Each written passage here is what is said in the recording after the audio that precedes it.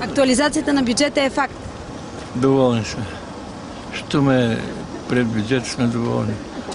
Това се очакваше да стане. Иначе това правителство нямаше да работи.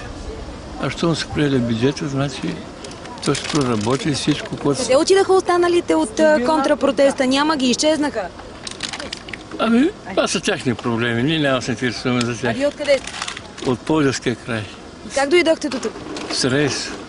Село Брестовица, ако сте чували. Чувала съм. Оттам сме лично. Тези хора, които са тук, сме от Брестовица. И сега тръгвате ли обратно? Тръгваме, чакаме един човек да дойде тук и тръгваме. Платен ли беше контрапротеста, господине? Какъв смисъл? Платиха ли ви, за да дойдете тук? Никой нищо не е плащал.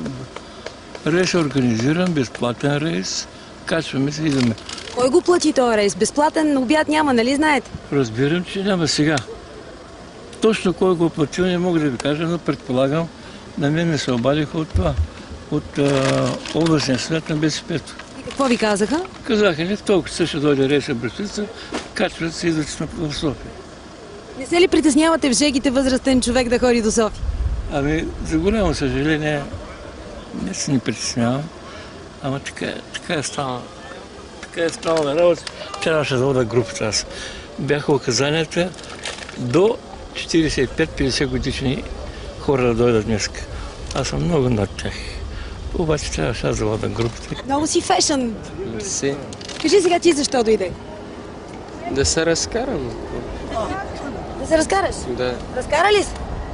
Горе-долу. Какво прави днес в София? На кафета, нагоре-надолу. И така. Работиш ли? Не. Колко пари похарчиш тук в София? Около 30 лева. 30 лева. Да. После ще ги получиш ли от някъде? Къде? Или дадаха? От баща ми освен. Имаш ли позиция? Знаеш ли кой е, как се казва, премиера на България? Не. А президента? Мисля, че беше Сергей Станишев. Сергей Станишев е друг. Не знам. А президента, знаеш как се казва? Не знам. А премиера кой е? Не знам, аз не се занимавам с такива работи, с политики. Нещо храна, вода, кафета осигуряваха ли? Да.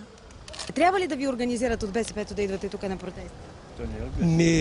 Разбира се, че трябва, защото ние сме за подкрепа на Орешарски. Ние сме доволни от него и без него сме за никъде. И сега като приеха актуализацията? Ще се радваме да бъде.